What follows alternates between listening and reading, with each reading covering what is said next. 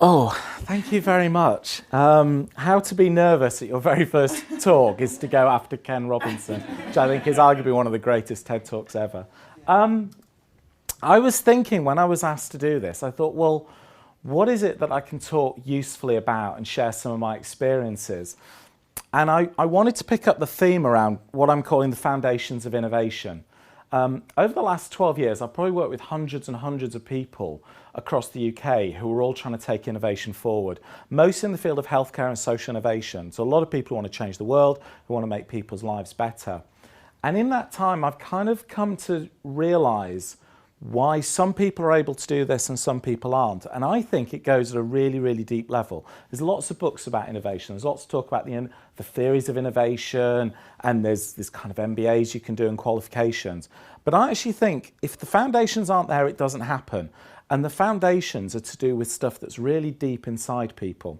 There's a quote from George Bernard Shaw. He says, "Reasonable men adapt themselves to the world. Unreasonable men try and adapt the world to them. Only unreasonable people will ever change the world." And I think that's true. There's something fundamentally irrational about thinking the world should be different. Because most of the time we come into the world and we just adapt and we accommodate to it. And for someone to go, I think it can be different, it's a really arrogant and quite irrational place to be. And it's those people, I think, who start to generate real change and real innovation. And I think it starts, for me, one of the most fundamental things is your world belief. And for the vast majority of people, what their world belief is that it's impossible to change this thing. They have an idea and they just go, it's impossible. And basically, that's a complete non-starter. If they don't believe it's possible, then you can give people the education, all the support, all the development in the world, and they will never, ever change anything because they fundamentally don't believe it can be done. And the first step is to move people from believing it's impossible to believing it's possible for me, it's possible for them. It is actually possible for me to make this change. And this sounds trivial, because this is just like, it's obvious. We all know this stuff. So, why are we talking about it? Well, I think if we go back to it's impossible, and if you're interested in creativity and change, it's really easy to think, well, of course, you should think things are different. Of course you can do things, it's all about confidence, belief. But believing it's impossible to change is actually a really comfortable place. It's a really warm, secure place. Because if you believe the world can't be any different, then it means it's got nothing to do with you. It means that it's nothing to do with you and what you've done or what you haven't done, that the reason the world's like that or that this problem exists in society, because it's impossible for it to be any different. And that's a nice space to be in. And a lot of people lead lives that for the whole of their lives, they think that nothing in their life, nothing around them, nothing in their community or society can possibly be changed, and it absolves them of all responsibility. And yet, it's very easy to disprove this one. To shift people from saying it's impossible, all you have to do is show someone that's done it. I quite like using the example of Sir Roger Bannister. Sir Roger Bannister was the first man to run the 4-minute mile. And during the 40s, the world record for the mile had basically stayed completely flat. For the 9 years before he actually broke it, it was 4 minutes and 1 second, and it just hadn't changed. And a lot of people believed that was just the limit of human bodies. So there were writers and academic journals who went, look, the human body just can't go any faster. This how fast it can go, its muscles, its legs, we've worked it out, you just can't run 4 minutes. And in 1954, on a racetrack in Oxford, Roger Bannister ran the first 4-minute mile. And what I think is really interesting, and it's not talked about as often, but in the 3 years after that, 16 other people ran the 4-minute mile as well. So there was something, this whole period of time, people just went, it's a barrier, it can't be done, we've hit the limit, it's impossible. So that absolves us, we don't have to train for it, we don't have to work at it, and suddenly someone says it is possible, then they go, okay, how did he do it? Right, I can pace myself to that. And then, in a very short period of time, 16 other people did it. And suddenly it stopped becoming this impossible barrier. And now it's pretty much the standard. If you want to do running at distance, nationally, you're expected to be a 4-minute mile. 4-minute miles are nothing special now. And so the very easiest way to prove that it's possible is simply to go, okay, someone's done it. But that doesn't take you to the state of believing that you can change it. it actually takes you to what I think is by far the most dangerous and corrosive mental state that people get into. And that's believing, yeah, it's possible, but it's not possible for me. I can't do it. I'm not clever enough. I'm not rich enough. I'm the wrong skin colour. I'm not able-bodied enough. I'm the wrong sexuality. I've grown up in the wrong place. I'm too thick. I'm too ugly. I'm too stupid. I can't do this stuff. Other special people get to do this stuff. I can't. And then all those little fears and all those little voices that are in our heads from childhood and playgrounds and sometimes from teachers and parents and all that stuff about all our deficiencies and all the things we're rubbish at and all the things we'll never achieve, those are things that are massively amplified. And all of a sudden, you've gone from what's quite a safe space to a space of real intense doubt. And that can be really, really corrosive. And the thing is, it's not just people's own self-doubt in themselves. It's the feelings and the perceptions of other people. Because what we often do is we take leaders and we take people who have achieved special things and we kind of airbrush out their faults and then we put them on a pedestal and we go, these are special people, these are special, amazing people that change the world, and they're not like you because they're perfect and they're clever and they're bright and they're brave and they don't have all of those human failings that you've got, so they did this amazing thing, and there's a huge gulf between them and you. There's an amazing writer called Meg Barker who talks about the crab bucket. She said, if you look at a bucket of crabs, what's interesting is the crabs ideally would like to be out of the bucket, and they huddle at the bottom for warmth. And if you watch a bucket of crabs, what happens is when a crab tries to get out, it's the other crabs that pull them down. So most crabs believe they can never escape the bucket. One or two go, actually, I think I can. And they go, no, no, no, no. You can't leave the bucket. This is our bucket. This is our special place. It's a scary place outside the bucket. You're not good enough as a crab. You can't do it. You can't survive. You have to stay with us. Because the moment you start thinking you can change the world, and other people go, well, actually, that then means I could maybe change the world. And that means that maybe the world not being changed is because of something I've done or something I've not done. And suddenly the onus goes a lot more on them. And you need to move people from this, because this is a really corrosive state. And one of the stories I tell that I think it's inspired me, I came across a story about 10 years ago, is the story of a girl called Melissa Poe. Has anyone in the room heard of Melissa Poe? I think it's one of my life ambitions is to get more people to know about her story.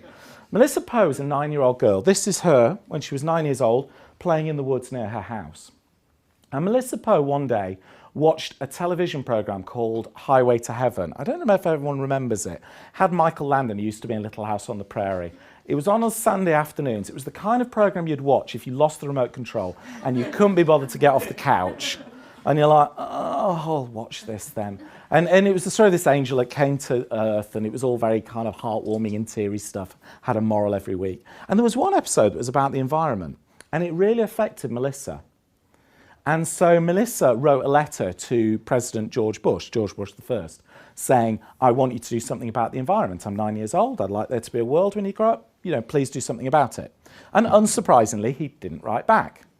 So being what I can only imagine must have been a really precocious 9-year-old child, she took copies of the letter and she put them up on local billboards and posters. It's like, this is the letter I've sent to the president, and he's not done anything. And it just connected with other children. And something weird happened. Other children went, yeah, do you know, we should do something about this. So that she formed a little after-school club. So this 9-year-old girl got together with some of her other 9-year-old friends and said, why don't we do a little something about the environment? Why don't we clean up litter? Why don't we tidy the place up? Why don't we plant some shrubs? Why don't we plant some trees? And so she created an organisation called Kids Face. It was a little after-school club. And word started to spread, and she got a few more friends. And then a neighbouring school said, oh, that's really cool. We could do this. We could practically do something about our world and our environment. And they said, wouldn't it be amazing if we could plant 1 million trees? Which is just the world's most preposterous thing. I mean, to say to a 9-year-old girl, you're going to plant 1 million trees, you're just like, no, all of it. You know, we could sit in a room, we'd project plan it, and we'd Gantt chart it, and we'd go, no, that's ridiculous. That's never going to happen. 10 years later, FACE has 300,000 members in 15 countries. It's the world's largest youth environmental organisation. And before Melissa Poe was 20 years old, they'd planted 1 million trees. Now, if I said to most people in this room, right, here's your project. Here's your latest thing. It's come down from on high. Your project for the next month is recruit 300,000 people, plant 1 million trees in 15 countries. You'd be like, oh, God, no. And there'd be bids and infrastructure and laptops and iPods and Skype calls, and it would be an enormous thing, and probably we wouldn't pull it off. And it's hard to think of anybody who's got less resources than a 9-year-old girl. It's hard to think of anyone who had, she had no access to technology, she had no access to money, she had no authority. I'm sure everyone laughed at her. It's a preposterous idea. And yet she has far less power, far less influence, far less resources than anybody watching this. Melissa Poe had tons less than everyone, and yet was able to do this amazing thing. And I think the only way that you can get people to realize that, yes, they can change it, is by pointing out that, yeah, there are people who've probably got less skills and less resources and more frailties and more foibles, and they're also able to do it. And at the point when people believe it's possible for me, then a transformation happens. Because then at that point, people are open to, well, okay, it's possible. How do I do it? Because until you get to that belief that you can do everything you like with someone, and just in their head they go, it's words, it's a great theory, it'll never ever happen to me. But the belief in itself isn't enough. And I think the next stage for me, I think there's 2 levels of foundation. I think there's a foundational belief of innovation, which is that it is possible for you to innovate. And to do that, you've got to move through some really scary thought processes. And the second is, well, how do you actually do it? And as I said, there's a lot of literature about this, but in my experience, it tends to boil down to about 4 things. The first is we need to understand the relationship between innovation and fear. Innovation and fear are just 2 sides of the same thing. If you're going to do something different, it's going to be scary. You could fail. You're likely to fail. It could go really badly wrong. And if you're starting from that point of view where you think, well, this might not work, no one's ever done it before, there's an even bigger chance it's going to fail. So the first thing you need to do is you need to fail often. Because if you're not failing often, you're not innovating. If you're really pushing things forward, you're going to be failing, and you're going to be failing a lot. All the really groundbreaking social innovation that's ever happened has been because people have failed, and they've failed a lot. You need to fail small, though, because if you fail, and you fail so catastrophically and so publicly and so embarrassingly that you never work again, and that you lose your house, and that you lie alone in a gutter, then you're not really doing the world any favours either. And for a lot of people, they don't ever have a failure until they get quite senior, and it's a very public failure, and that's really difficult. So a lot of people need to just build up their tolerance of actually trying something, failing small, failing survivable, making it so that you as an individual can survive the failure and move on to the next thing without causing too much damage. But you need to be failing. If you're not failing often and small, then you're not really changing anything. But then I think comes what I think is probably the biggest secret around innovation, and that's to be imperfect and to give ourselves the permission to be these kind of fragile human beings with foilings and fables and problems and all of those things that we're not good enough at. Because if you look again at a lot of the people who've done amazing things, we often airbrush them and push them on pedestals. And when you really explore their lives, you realise they had exactly the same doubts. So you have, some of my heroes like Gandhi, Martin Luther King, Churchill, had enormous self-doubt. Churchill was crippled by depression, had massive mental health problems, and just went, okay, I have these problems, I have these self-doubts, I have these failings, I may not be clever enough or bright enough, but I can move forward.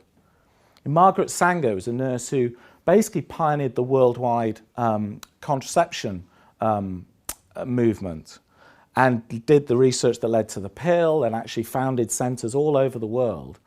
Never thought she was clever enough. Always thought someone else should be doing this, and she was only there because there was no one else around. The first hospice was only done 1967, the first modern hospice.